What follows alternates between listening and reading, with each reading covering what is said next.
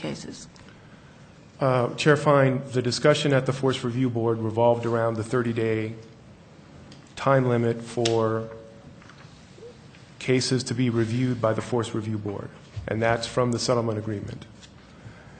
And if you recall, when we first had this issue with the serious use of force cases and the review, and we met with the parties, APD, the city, DOJ, and the monitoring team before the fourth monitoring report, we all agreed that the interpretation was once the case is submitted to the Force Review Board, it must be reviewed in 30 days. Somehow that became misinterpreted to once a case was completed, Force Review Board has to hear it in 30 days. So back to the Force Review Board meeting last week, we all reached a determination and an agreement that it means once the case is received by the Force Review Board, then the Force Review Board must see it in 30 days or review it in 30 days. So therefore, the system is being set up. So you received links for 4 cases that are going to be heard on the 10th of May. You received those on the 10th of April. That's the 30-day window. But we didn't actually have access to them. No, you do. You have access to them right now. As of the 10th? As of the 10th. Okay. So. Oh, that's right. We're only on the 10th. Today's only the 13th. Excuse me. So the process contemplated is the cases are received by Force Review Board. They're going to be heard 30 days. They're going to be distributed to all parties at the same time. So all the people on the Force Review Board, the Police Oversight Board, all the parties get the case materials all at the same time, and they have 30 days to review that and then bring their input to the Force Review Board. Okay. So then we should have, we're going to get cases, but they're not going to Force Review Board until 30 days from when we got them. That's correct. Okay, so then we shouldn't have a problem, should we? Well, time's going to be constrained. That's on. Well, the problem is that these are coming on a weekly basis now. There's a Force Review Board set up right now in my schedule 30 days out. From now until November, because they're anticipating that cases are going to be received and then distributed. So the 30 days is going to be a rolling 30 days, but it's going to be on a weekly basis. Okay. So my suggestion is that everybody, first of all, everybody on the board will get access to this evidence. My concern is, where does the 30 days fall in our meeting schedule? So we can't vote on online. We can't meet not in the public, nor do we want to. But that 30-day problem is a problem still for us. So we might have to have special meetings that would allow us to accommodate that, because our meetings are off by, 2 weeks or something. Mm-hmm. And so, we've done it before, and this is really because of the backlog. Just in the same way that we had a backlog of civilian cases.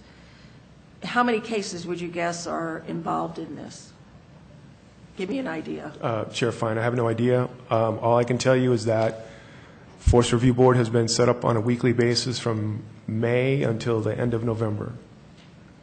And they anticipate there will be 4 or 5 cases per session. Well, I am open to suggestions, you guys. I think it has to start with the Case Review Committee, but where it goes from that, if I was not on the Case Review Committee and I was on this board, I would not be happy with not being able to review it and vote how it's a core responsibility that we have. So help me figure out a way around this. Go ahead. Madam Chair, would it be possible for us as individuals then to send our concerns to either you or Mr. Harness within that month and not take a vote as a board, unless there is something that... Well, we could look at that at Case Review. Mm-hmm. We could do that at Case Review. unless there's Couldn't something we? that raises a really ugly issue. And then we might want to call a special meeting if there isn't one, scheduled in a timely fashion. That would be I a don't want case suggestion. review to make a decision without your input. Right. So my question is, if we did exactly what you said, but we had those come to Ed, and at case review, we were able to see all of the feedback, then we could make our suggestion on behalf of the board in that way. Does that violate any rules with open meetings? I mean, the case review committee meeting is open. It's not televised, but I don't know how to solve this problem. Did you hear what we were talking about? Processing, yeah. I'm just thinking it through. Yeah, it's hard. I'm It's not going to easy. slow down in making any recommendations since I Well, completely maybe we missed a should- provision on the ordinance. Just three strikes, that's okay. So, Maybe we Chair should- Fine, I yeah. wanted to know, it seems like something is missing in terms of the procedural, how we work, because when those come to us for the case review, we're still only making a recommendation to the board, and he needs to have something definitive from the board to proceed Let's- on, right? But that's what Sue Brown is saying. She's saying everybody in that week period reads the cases and sends their reply about I know, how but they- you still missed the But boat then part. to case review. So by the time we meet at case review, we would have everybody's input.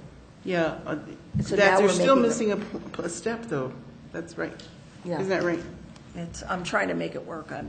Chair Fine, I think the problem would be that if you're taking into consideration feedback from the entire board at case review, then you'd have a rolling quorum problem where you'd be out of open meeting, but you'd be circling up together with the full board on the feedback that's sent in and then acting on it. Even if the case review committee is who formally acts, I think it would pose a problem.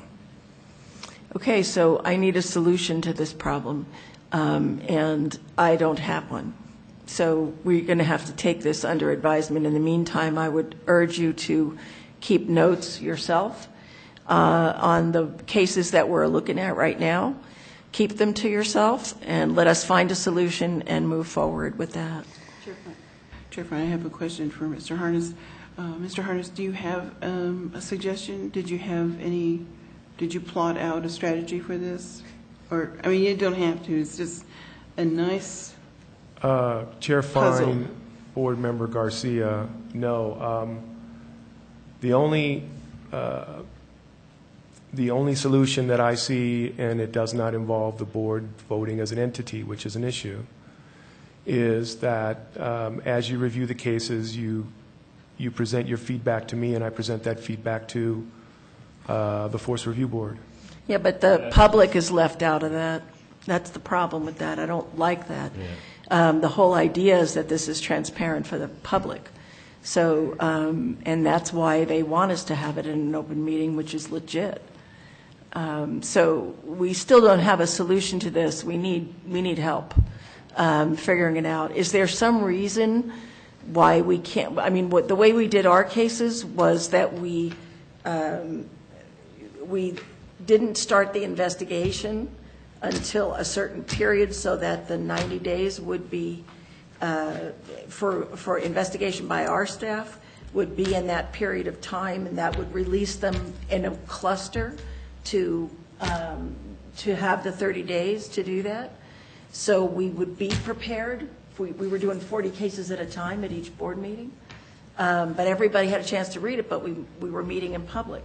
So, these open meeting rules exist for a reason, and as much as I want to be accommodating, I can't short circuit, and I don't want to short circuit, voting in public and voting together. So I don't know how to solve this. I'm open to suggestions from anywhere they might come, because I don't know how to solve this problem the way it sits right now. And I don't think it's okay that cert cases go through force review without us. That's not okay with me. I don't know about you, the rest of you. Yes, sir. Chair Fine, I may be the only one admitting it, but I can review a lot of that evidence and not really understand what I'm reviewing, nor what I'm looking at, nor what conclusion I might be able to draw therefrom. You know, I've gone to Ed's office and looked through, you know, stacks of paper and stacks of CDs, et cetera, and he points out things to me that I don't see because I'm not trained. He points out to me remarks in the transcripts that to me didn't catch my attention, again, because I'm not trained. And I'm not sure an hour sometime with a group of, you know, experts or whatever would give me the training that I need. This takes months and years, perhaps, to develop the kinds of instincts. So my question becomes, what value is it for someone like me to view a pile of evidence that, you know, having viewed it, I may have an opinion, but it's not an informed opinion. I want to know from the other board members if you feel this, how many feel as Dave does? I do not. I don't. You don't feel that way? I've had those moments, yeah. Yeah, every once in a while, something Yeah. jumps out. Which is at- why we think it's important to talk to Ed about it in this forum. We do ask him about it. Right. Every once in a while, something jumps out at me that I certainly would have a question about. Right. But I'll say that maybe 2 hours will pass of things going by that have little meaning for me. Well, So I'm with both Dave and the No. other opinion. I have no defense. I don't experience that. I may have to watch the same video more than once and then read the documents that go with it. I think we have been trained to pay attention to those things. I think we're missing training as it relates to force review. And I think that that's something Sue has, and Ed has, but I don't think the rest of us have. That would help a lot in circumstances in terms of, knee holds and all that stuff that is more specific. But I think it's important that we as civilians not abdicate our role in being reviewers of this stuff.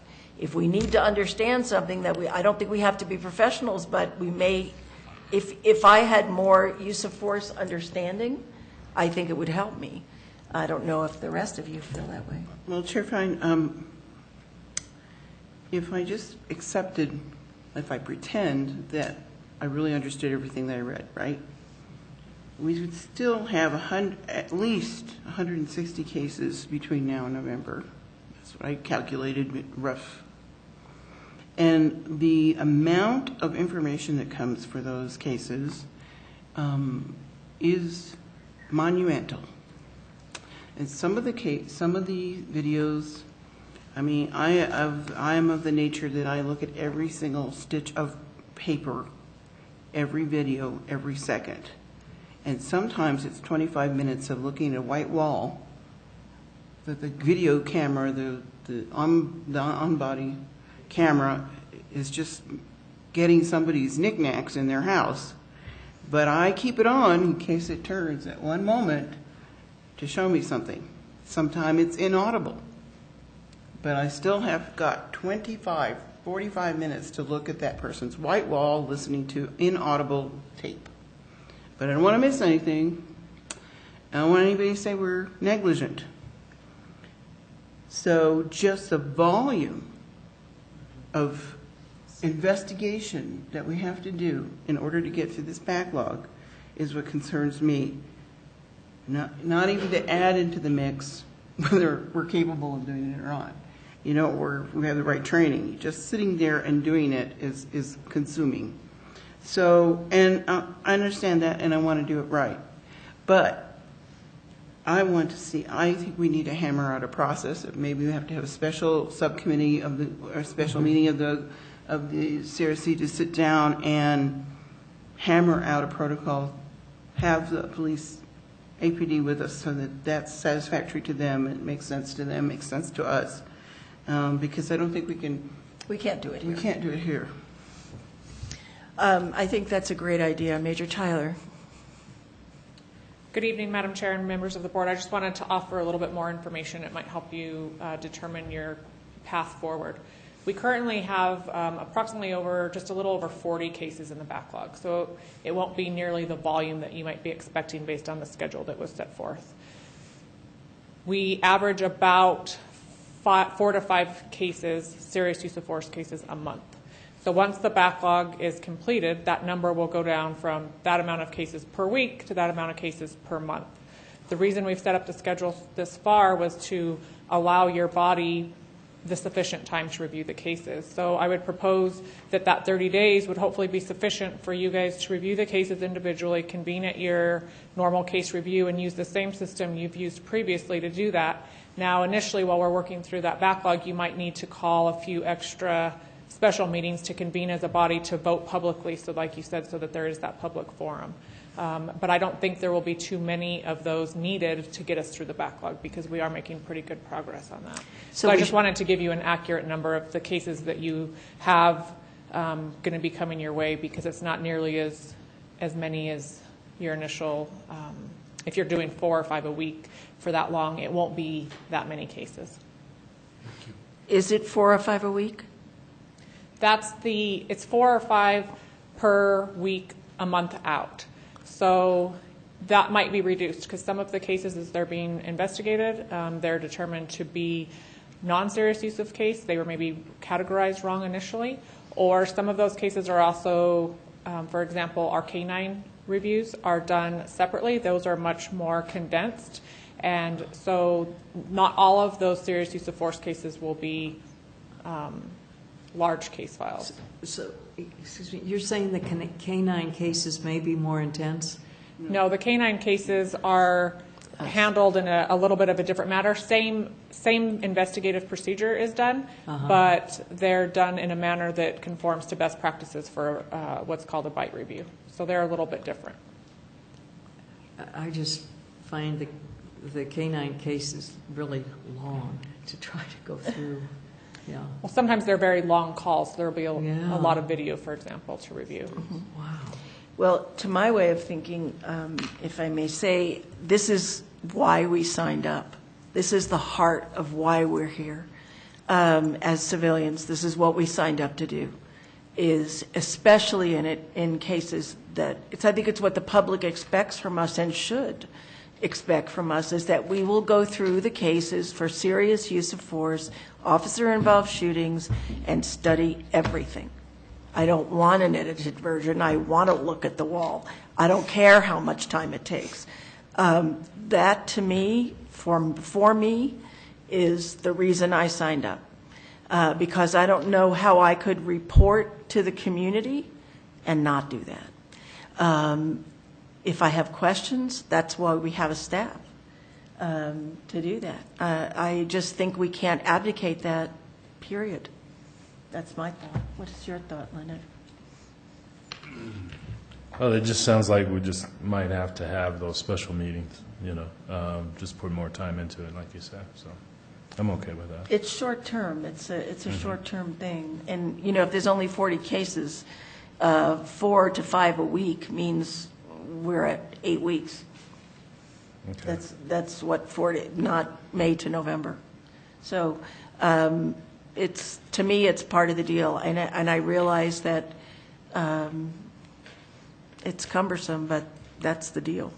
That's what it's for. Let's see if we can. Major Tyler, are you willing to work with us, as Dr. Garcia has suggested, that we figure this out together? Madam Chair and members of the board, of course, we are on those timelines like Director Harness explained. So those cases have been turned into the Force Review Board. So we are on a 30-day timeline for those current cases. Right. We would be happy to do whatever you guys need to try to answer any questions on those cases. But again, we have about, just under 30 days still till that first case review is coming Well, some up. of us have gone through most of it, of those cases anyway.